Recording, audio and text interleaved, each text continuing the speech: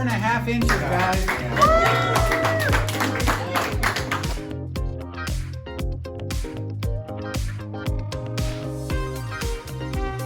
And they are dangerous.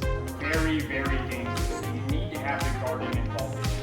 This right here is one of the fastest robots that they have on the market. By guarding, I mean things like this. Yellow gate. We also built this in-house.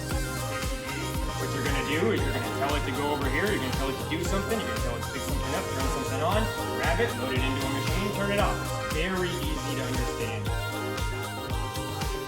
But this is a great way to find a career, see some hands-on learning experience. That we get to see all these amazing students engage through activities to learn more about what happens here.